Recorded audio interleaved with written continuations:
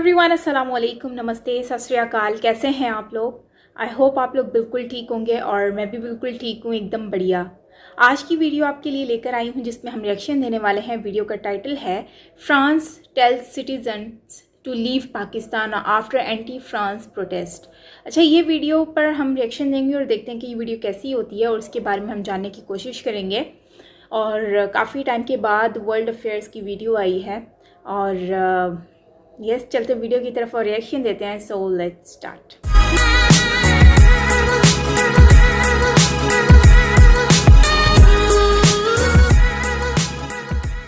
2 3 गो। ना पिछले 6 से लेकर 7 साल में आप अगर देखो तो पाकिस्तान और फ्रांस के रिलेशंस लगातार खराब हुए हैं। एक टाइम पे हमने ये भी देखा कि पूरे पाकिस्तान में एक बॉयकॉट किया गया फ्रेंच प्रोडक्ट्स का। हाँ, उसके रिस्पांस में फ्रांस ने यहाँ पर यह कहा कि ठीक है, हम जो भी डिफेंस इक्विपमेंट बेच चुके हैं पाकिस्तान को, उसे ना अपग्रेड करेंगे, ना उसकी सर्विसिंग करेंगे, ना मेंटेनेंस के लिए किसी भी टाइप की हेल्प प्रोवाइड करेंगे। तो दोनों देशों के बीच में रिलेशंस ऑलरेडी काफ़ी हद तक खराब है। और इसी बीच हाल ही में आपने सुना होगा कि फ्रांस ने अब अपने सिटीजन्स को ये कह दिया, जी हाँ, फ्रेंच लोग जो हैं इस वक्त पाकिस्तान में, उनको फ्रांस की सरकार ने ये कहा है कि जल्द से जल्द पाकिस्तान छोड़ के निकल जाइए। और जो लैंग्वेज यहाँ पर यूज़ करी गई है ये बहुत ही स्ट्रॉन्ग है। यहाँ पे आप देखोगे अल जजीरा का आर्टिकल है, ये यहाँ पर कह रहे हैं France tells its citizens to leave Pakistan due to serious threats, मतलब कि गंभीर संकट यहाँ पे आ सकता है आपकी जान को या फिर आपकी वेलबींग को, तो इमीडिएटली टेम्परेरी बेसिस पर पाकिस्तान अभी के लिए छोड़ दीजिए। और यहाँ पे आप एक क्वेश्चन पूछ सकते हैं कि वेट, फ्रांस के लोग पाकिस्तान में कितने हैं टोटल, और ये लोग वहाँ पे जाना भी क्यों चाहेंगे? देखिए, करीब 3 से लेकर 4,000 फ्रेंच लोग हैं आज के समय पाकिस्तान में।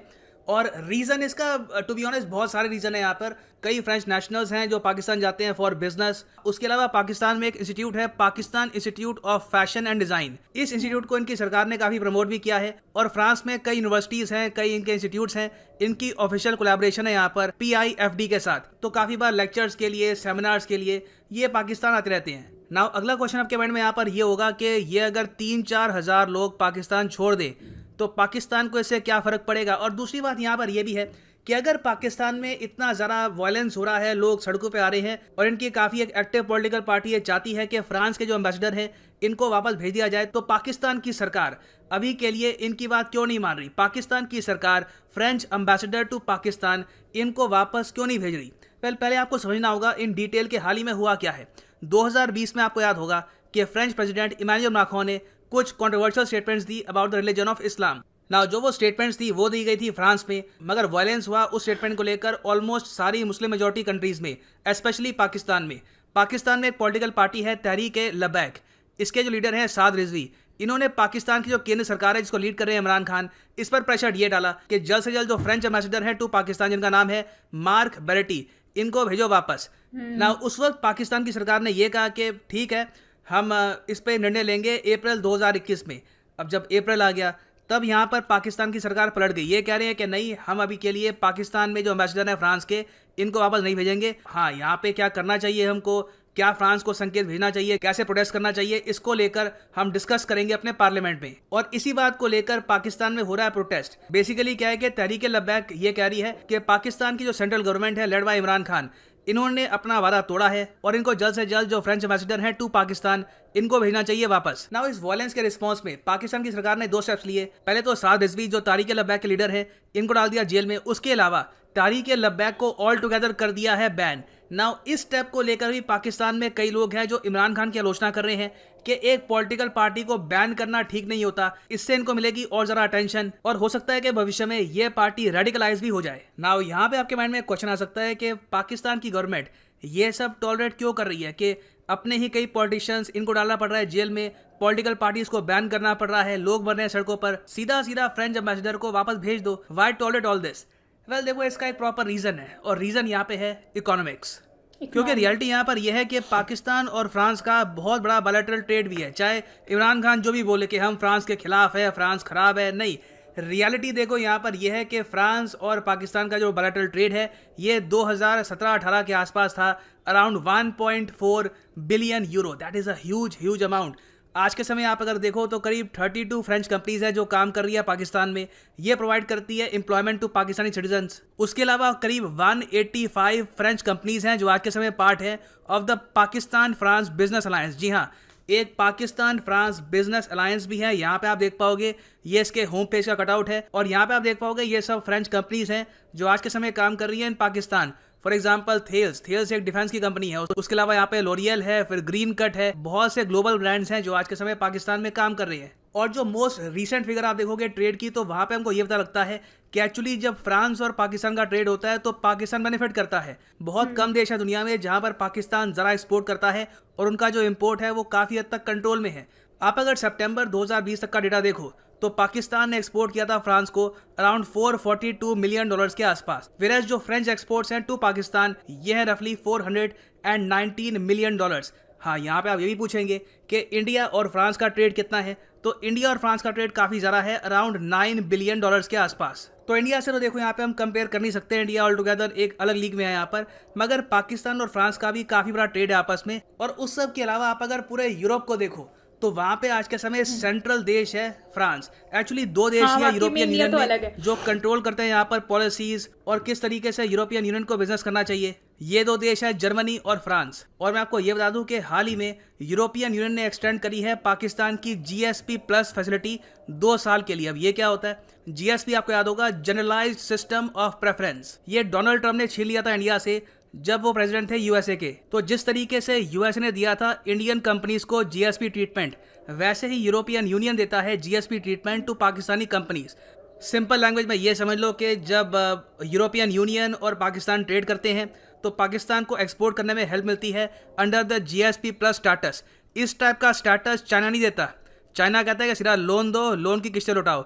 जो इस टाइप का ट्रेड का बेनिफिट है ये देता है सिर्फ यूरोपियन यूनियन। तो आप समझ सकते हैं कि फ्रांस सिंस एक इतना इन्फ्लुएंशियल कंट्री है इन द यूरोपियन यूनियन, वो चाहे तो कल को आराम से पाकिस्तान का जो GSP स्टेटस है ये कर सकते हैं एंड और इससे होगा पाकिस्तान को millions and millions of dollars का लॉस। ये बात ऑफ कोर्स पाकिस्तान का जो आम नागरिक है वो समझता नहीं है, मगर इमरान खान कहीं ना कहीं समझते हैं। इसलिए काफ़ी क्लेवरली पाकिस्तान के PM ये तो कह देंगे कि फ्रांस खराब है, फ्रांस की निंदा करनी चाहिए, मगर ऑफिशियली कभी भी वो फ्रांस के अगेंस्ट कोई बड़ा स्टेप नहीं लेंगे। क्योंकि हमको ये भी भूलना नहीं चाहिए कि फ्रांस UN सिक्योरिटी काउंसिल का परमानेंट मेंबर है।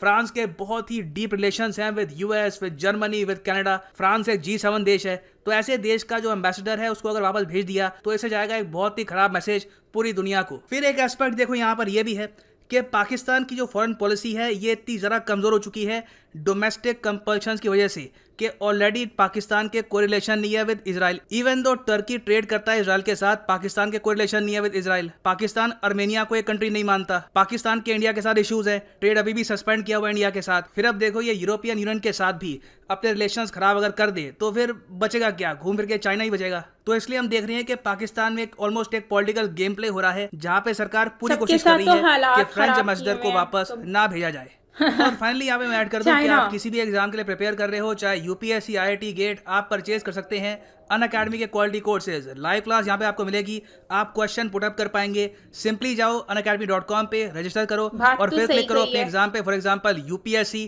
गेट सब्सक्रिप्शन, और यहाँ पे आप परचेज कर सकते हैं आइकॉनिक या फिर प्लस कोर्सेज। देखो आप अगर परचेज करते हैं 12 मंथ का कोर्स तो पर मंथ आपको पे करना होगा बस 4,125 रुपीज़। वन टाइम पेमेंट होगी अराउंड 49,500 की, मगर ये प्राइस पे मत कर देना। यूज़ करो यहाँ पर कोड PD10 और सीधा आपको मिलेगा 10% discount. So use the code PD10 and save money. इसी नोट के साथ ये end of this video. Thank you for listening and as always God bless you all. Video थी और इसमें फ्रांस के ऊपर आजकल बहुत ही ज़्यादा इशू चल रहा है पाकिस्तान में, और सुनने में ये भी आ रहा है कि सोशल मीडिया वगैरह भी काफ़ी इन्होंने बैन किए हैं। तो खैर मेरा जो इस वीडियो को देखकर अभी इन्होंने भी कहा कि पाकिस्तान के आम जो लोग हैं वो ये नहीं समझते। मैं ये बात कहूँगी कि पाकिस्तान के आम लोग समझते हैं इस बात को, ये लोग नहीं समझते जो प्रोटेस्ट कर रहे हैं।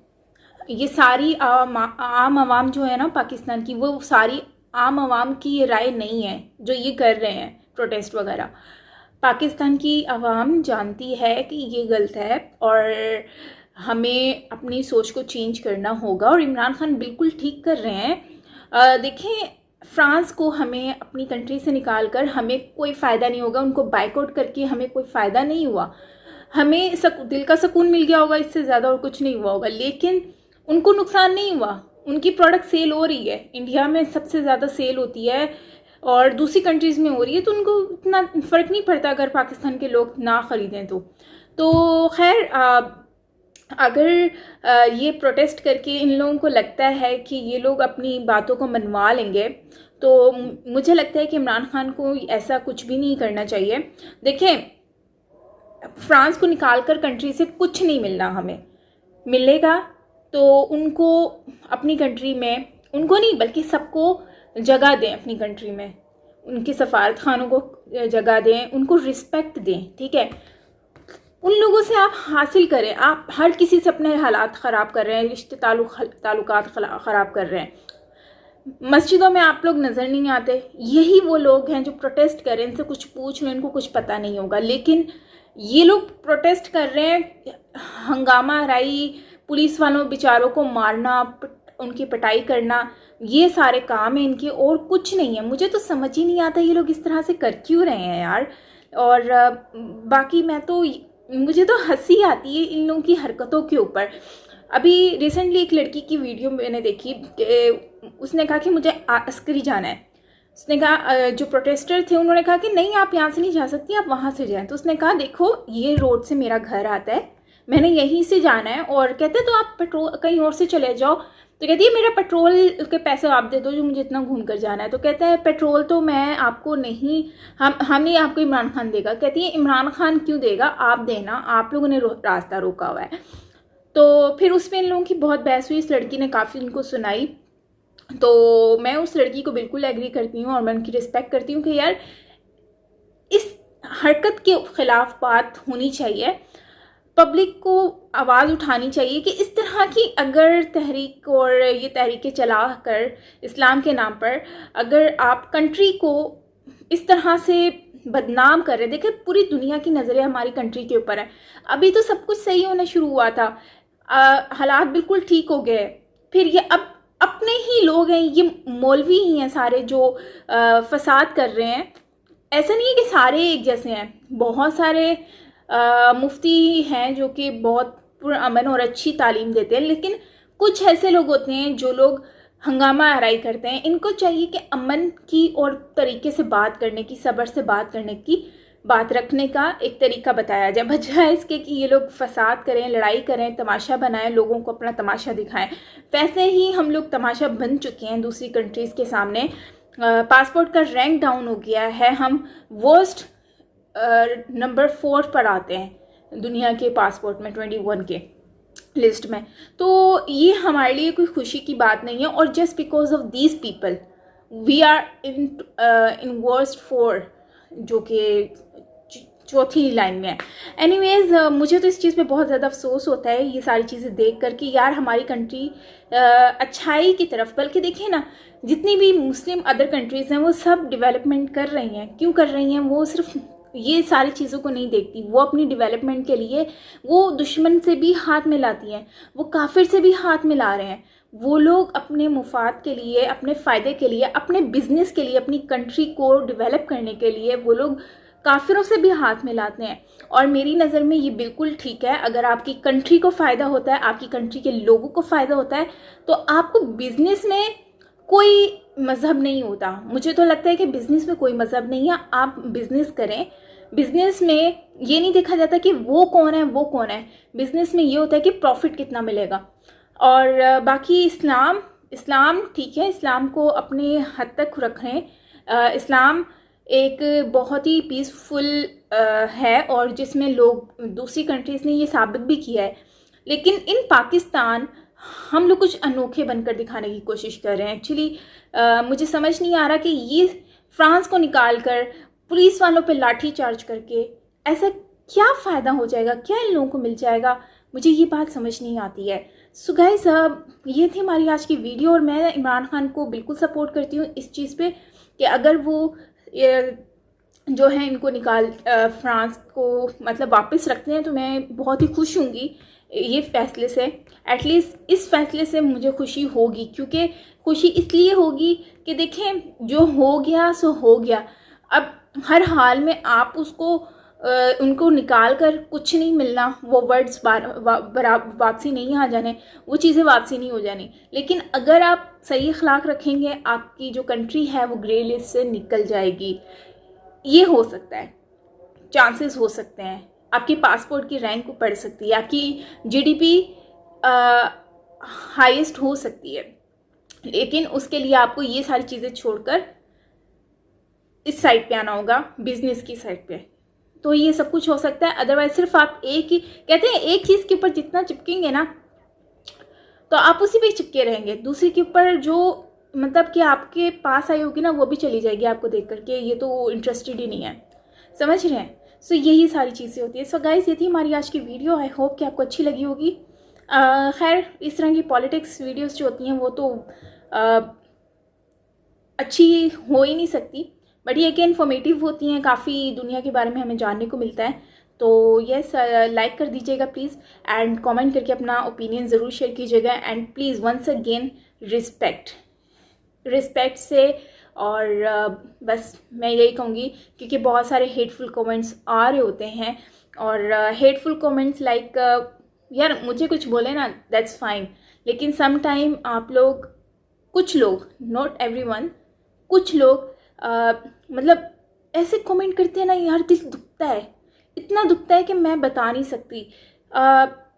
मतलब इस तरह से नहीं बोलना चाहिए कि आप कुछ भी ऐसा बोलें जिससे हर्ट हो गई। तो यही है कि प्लीज़, और जो लोग अच्छे कमेंट करते हैं उनको मैं बहुत बहुत शुक्रिया कहती हूँ, धन्यवाद कहती हूँ आप लोगों को। Thank you so much. And guys, मिलते हैं नेक्स्ट वीडियो के साथ। तब तक के लिए अपना ख्याल रखिएगा। Bye bye.